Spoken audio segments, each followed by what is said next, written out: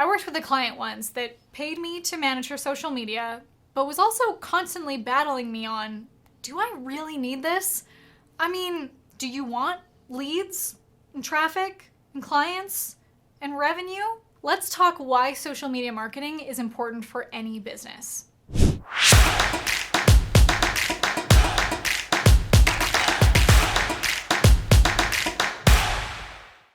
In today's video, we're talking about why social media marketing is essential for any business, unless, of course, you'd rather get rich slow. And don't worry, I have plenty of proof to convince you. We're gonna uncover the 3 things that social media marketing will provide to help your business grow faster later on in today's video. And if you're just getting started, maybe your Instagram profile has a few cobwebs on it, no worries. I have 2 big ideas to help you get your social media off the ground.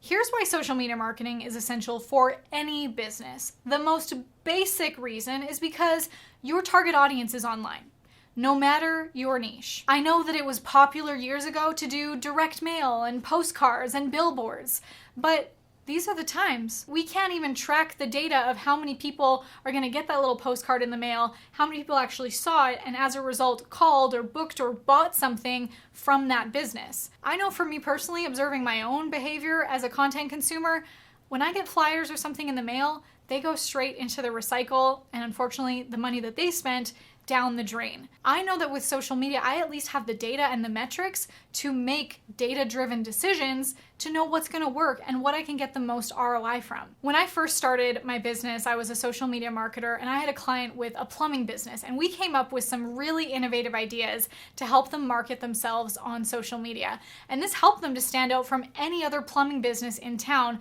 which was so much more cost effective than buying a billboard or advertising in a newspaper. If you needed to hire a plumber, what would be your first step? Would you take out the yellow pages, the phone book, and flip through to find? Maybe. I actually don't remember the last time that I've seen a phone book. You'd probably go to the internet. Maybe you'd have word of mouth. Maybe you'd go to a friend and ask if they have a recommendation. But a lot of the times we go online, we Google, we look up social media profiles and see if we can connect to that business. And I say connect in a way of, sure, we can communicate with them, but also do we feel, based on their content and maybe other reviews or other people communicating with their content, that they're trustworthy, that they're someone that we want to do business with. When I worked for this plumbing company, we created some fun videos and posts where we created characters out of their service agents. We had this one guy that was really good at doing impressions and voices, and he would put on an Australian accent and be Plumber Dundee. And we'd put on these silly videos on social media, on Instagram and Facebook. And think about that, where you see the fun personality and you see these people that care about their work. And we also showed some of the behind the scenes of a lot of these service technicians were dads and they were coaches of baseball teams and stuff like that, that you could see the personality behind these service providers.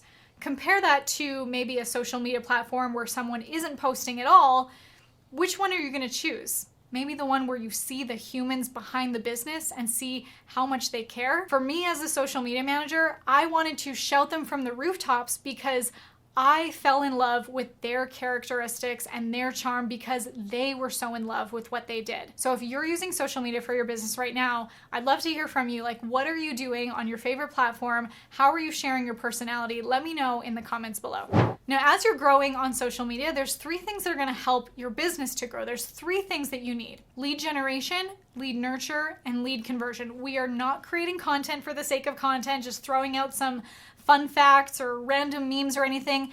Everything is leading towards, how do I generate a lead for my business? How do I nurture that lead and then convert them into becoming a paying client? If you don't have these 3 things, or if you're not on social media at all, you're just creating content for the sake of content. And I know that might be tempting because we see a lot of other people do it too. They throw up these random pictures or selfies or random quote of the day or memes. But how is that actually relating into you generating that lead to become a customer for your business? Sure, every once in a while that could be fine, but let's look at the overall picture of how you are relating to your audience. And by the way, before we move on, have you subscribed to this channel yet? If you want to bring your business closer to infinite cash flow with evergreen content and incredible offers, go ahead, hit that red subscribe button and be notified every time I upload a video. Now, whether you're new to social media or you just want the fast track so that you can get on the fastest path to cash, I have 2 ideas to help you get your social media off the ground. The first one is to build a story inventory. So I want to encourage you to build a collection of stories that help you further demonstrate your message, whether they're from your life or from a famous Hollywood movie. When I talk about you being the attractive character of your business, I often use the example of Marilyn Monroe or Beyonce or Sasha Fierce to demonstrate real-world examples of this. So I like to tell this story of Marilyn Monroe, who you may have known as Norma Jean Baker. That was her real name. Marilyn Monroe was her stage name. And there's this story about Marilyn Monroe that she's in the middle of Grand Central Station with her photographer and no one recognizes her. She says to her photographer, "Do you want to see her?" And in an instant, she fluffs up her hair, changes her body language, this aura comes over her, and moments later, she's swarmed by fans who moments earlier didn't even notice her. What changed? All she had to do was decide. She became this character, this personality that people were so attracted to. Same thing with Beyonce. Did you know that she actually has an alter ego that she names Sasha Fierce? So before she steps on stage, she takes on this persona and turns into that fierce female personality that we see when she gets on stage and gives it her all. So these are real world examples of how you can connect your own attractive character and share stories that connect others to your experience and your target audience to who you are. What I love for you to do is create a story inventory of the things that help you to get to where you are today. Maybe it's a childhood experience that inspired you. Maybe it's something that somebody told you. Maybe it's even something that you overheard at the grocery store. When you start to create this story inventory, you'll notice that there is content ideas all around you. Content is everywhere. And if you can just flex that muscle and be able to look out for it, this is what's going to help you to turn you into that attractive character and be able to connect your audience through these stories. I'd also recommend using social proof. So you can be using your customers' stories, their success stories, their testimonials, which are going to reflect back onto you as being the solution to other people's problems. Now, the second thing that you need for any of your social media is to implement the 80-20 rule. 80% of your posts should be regular relationship building, value content, and 20% of it is selling. So you don't want to be one of those people that's just like, used card salesman with here's buy this and buy this and buy this and you should buy this. That's not actually building a relationship or helping or serving your clients. So how can you provide with value first? Think of it like you're dating your audience. If you went on a first date with someone and they asked you to marry you on the first date, typically most people would say no because they need to get to know them. They need to build that relationship and know, like, and trust them. So how can you date your audience? One of my favorite movies is 50 First Dates, and I love to use this as an example of dating your audience. If you've seen this movie before, you know of Adam Sandler, Drew Barrymore, their characters Henry and Lucy.